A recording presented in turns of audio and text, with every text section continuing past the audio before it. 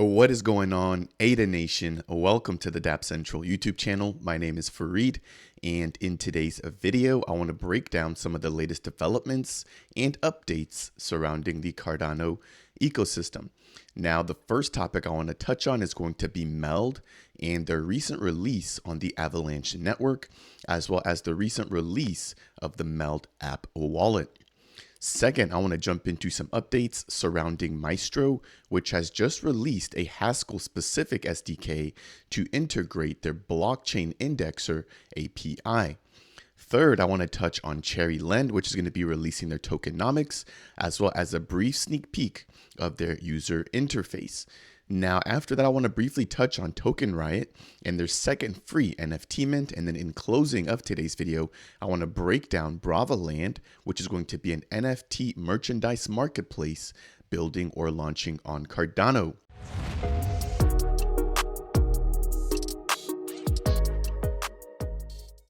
Now, let's just go ahead and just jump straight into the very first topic here without taking up too much time, which is going to be surrounding MELD.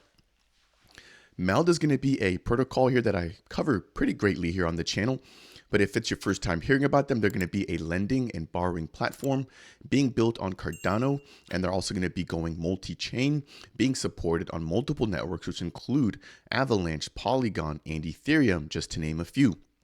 Now, on May 3rd, the team just released their Avalanche subnet or their L1 blockchain, which has now been confirmed or verified by AVAscan. We're going to take a look at that in just a minute here. But what I want to touch on are going to be some updates surrounding their MELDapp or the MELD wallet. So the team recently announced a token migration in order to support their brand new multi-sig feature, which will allow for them to mint and burn tokens on the Ethereum network or any EVM compatible network, as well as the Cardano network. So it states here, thank you for your support and patience as we address issues with the MELDapp or their MELD wallet. As a part of this wallet, you'll be able to hold Cardano native assets as well as ERC20 compatible tokens. You'll also be able to review your NFTs, stake directly to Cardano, and then once their lending and borrowing is live, you'll also be able to actually perform or provide liquidity or supply liquidity or borrow depending on what kind of position you want to get into. So number one, they're going to be tackling some backend sync issues. I've been getting a ton of comments here within my comment section, and I completely hear and see those. I make sure to go ahead and actually take a look at all those. I may not be able to respond to every single one, but I can definitely see that there's been a lot of community members asking me to release a tutorial surrounding the token migration. So no worries, as soon as the backend issues are resolved, you guys can definitely expect to see a tutorial from myself. I just don't want to release anything without the actual MELDapp being fully functional or without all these bugs being ironed out. So again, jumping back into the first bullet point here surrounding the backend, it states here, the backend sync issues have caused problems for some users when making transactions or migrating their tokens, and a fix will be coming on the 18th of May. So again, if you guys want to migrate your tokens, I recommend that you hold off for now. Again, keep in mind that you've got all the way until December 31st of 2024 to migrate your tokens. So there's no rush to do that now. And if you hold the not migrated version of the token, there's nothing wrong with that. Now, granted, the MELD protocol is not yet functional, so there's not really a lot that you're missing out on. Number two, some users were stuck in an endless loop when creating a wallet with the Google signup. And again, a fix will be coming on the 18th of May.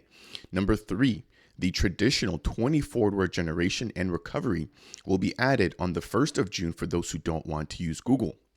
Now, I want to touch on this here as well.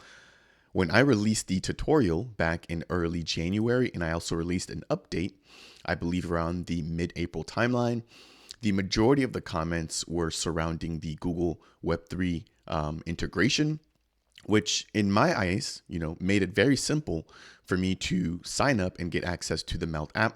Now, granted, some people assume that because you were using or verifying through Google, that they actually had your 24-word seed phrase. So I want to break this down, but I'm going to dive into a little bit more about how this works as a part of my migration video. But Google will not have the entire 20 forward seed phrase. So what happens when you use a platform like web3auth.io is that they actually take your 20 forward seed phrase and they break that down into different chunks. And so different pieces of the puzzle are basically split out into different portions. So Google may have, 3 or 4 words of the actual seed phrase, and then they may also have other platforms that then store the other portions of your actual 20 forward seed phrase. So again, I'm going to break this down a little bit more in my next video, but I want to highlight here that there is nothing to worry about and that Google does not actually have access to your wallet, nor do they know the 20 forward seed phrase being used to open up your crypto keys or to open up your crypto assets. In closing of that particular update, it states that we should be waiting until the 18th of May before beginning the token migration process. Again, keep in mind that I will be releasing a specific tutorial surrounding that update. Now, I want to jump back in here and briefly touch on another update surrounding MELD. And that's going to be the fact that they are now being recognized by AVAscan, which is going to be the equivalent of Cardano scan within our ecosystem. And so AVAscan provides all of the blockchain data that's currently ongoing in real time. And they're happy to announce that they have now indexed or added the MELD DeFi subnet.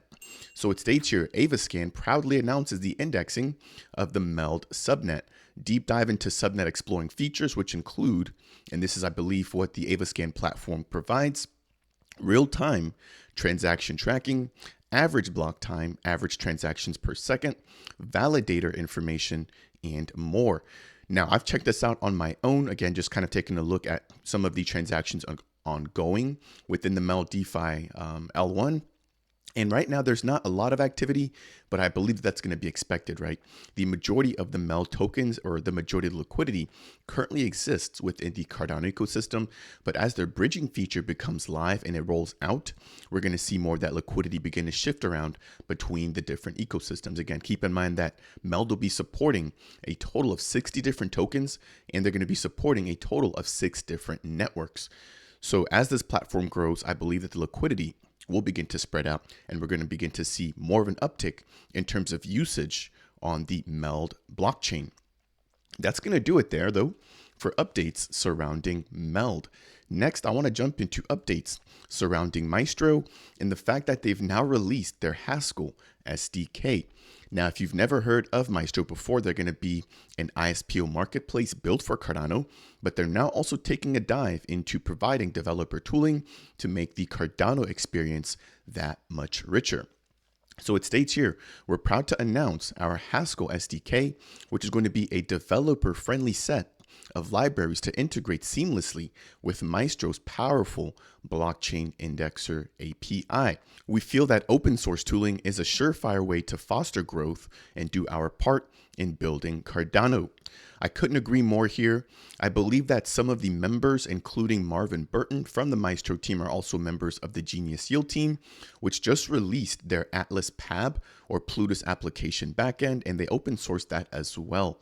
We've also seen Icon coming out, which will basically be simplifying the process of creating smart contracts on Cardano, and they're also going to be open sourcing as well.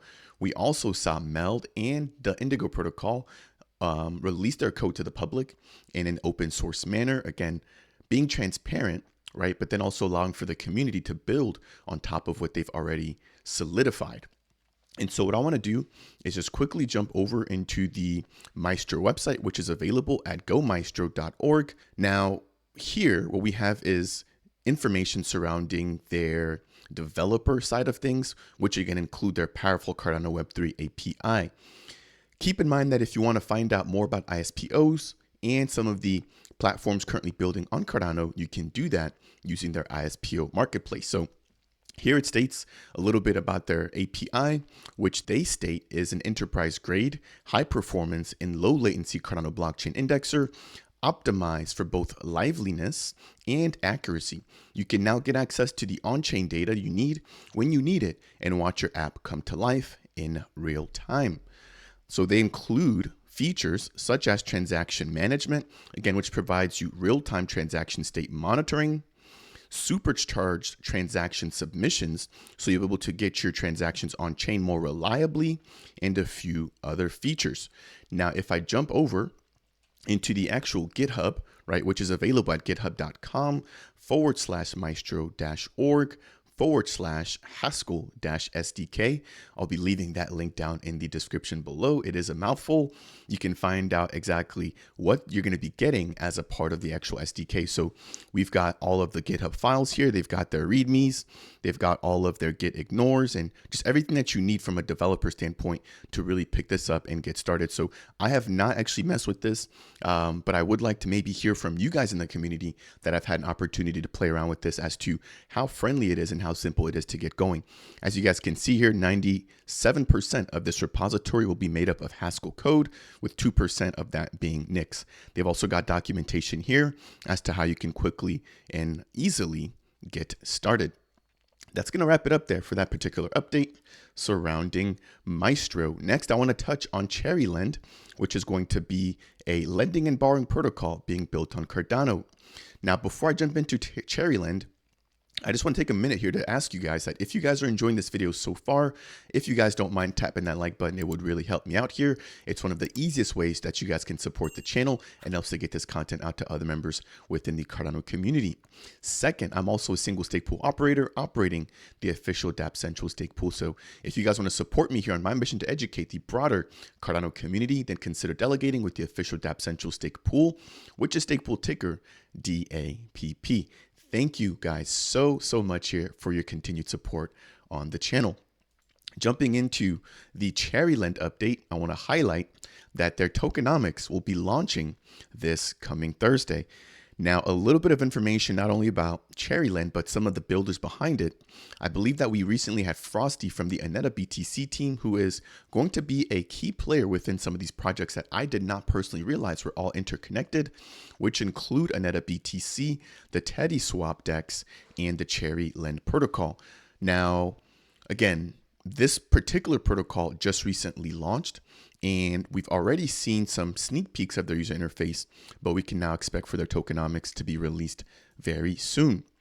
And so if I jump over into the next tab here, we've got a user interface preview of what we can expect. Now, in my first video covering CherryLend, I talked about their homepage, which seemed pretty similar or very standard when it comes to what we're expecting within the space, with the user interface that somewhat looked like the Liquid protocol. Now, here what we've got is going to be the user interface when we're creating a brand new request. And so as a part of the very first selection or option here, we're going to be able to select the type of offer that we want. So that can either be a loan offer or a loan request. So if you're offering a loan, right, you'll be able to allow, borrowers to pick up your assets or to utilize your assets that you provide to the platform. And in exchange, you may earn either a portion of the fees being generated by the protocol or some APY that come as a part of the loan requirements. Number two is that you can actually make a loan request. So if you're looking to borrow against your asset, you'll have to put up some collateral, and then in exchange, you'll be able to borrow additional crypto or other types of tokens. Now, once you do that, I believe that you'll be able to select the actual interest, right, which is mentioned here. And then we've got the collateral information, and then you can confirm that loan. So pretty straightforward. Again, this is, I believe, what we've kind of come to expect within this Cardano ecosystem. And I'm looking forward to continue to cover the CherryLend updates as they get closer and closer to launching. If you guys want to find out more about CherryLend, feel free to jump into their Twitter, their Telegram, or their Discord.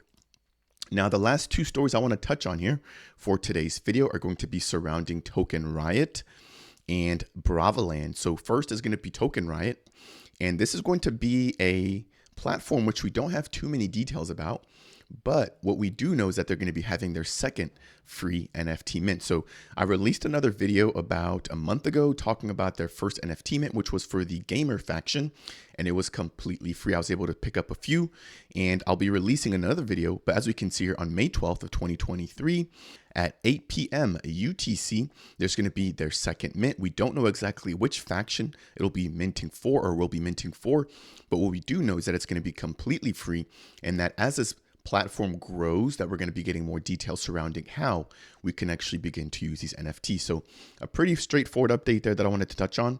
Now, the last update I want to touch on as a part of today's video is going to be surrounding Bravaland, which is going to be a NFT merchandise marketplace being built not specifically for Cardano, but for the entire NFT space. So we're going to be expecting some community engagement here via Twitter Spaces and collaborations with actual projects. But I want to highlight the fact that they've already partnered with FutureFest, which recently held their farmers market. And then they also have partnered with the Pendulum NFT collection. And so if I jump over into their website, which is going to be at bravaland.com, you can go ahead and reserve your spot to join the platform. Now, I'm not sure this is going to be specifically as an NFT project or as an actual user purchasing some of their NFT merch. Either way, I'm going to be covering this project here a little bit more closely as they begin to launch. But right now, they are aiming to come online as a part of the summer of 2023. I believe that that's going to take us through all of today's updates surrounding the Cardano ecosystem, in which we've touched on MELD and their migration fixes for their MELDapp and their recent launch and integration into the AVAscan platform. We also touched on Maestro and their Haskell SDK, as well as CherryLend releasing their tokenomics and a brief review of their user interface. In closing of today's video, we talked about the second upcoming NFT mint for TokenRiot and Bravaland, which will be launching this coming summer. If you guys found today's video to be helpful or insightful in any way, shape, or form, I would really appreciate it if you guys could tap that like button. If it's your first time stopping by the channel and you want more content like this, consider subscribing. And if you have any questions for me surrounding Cardano or any other projects that we've talked about as a part of today's video, then please make sure to leave a comment down below. That said, and as always, I will see you guys in the next video.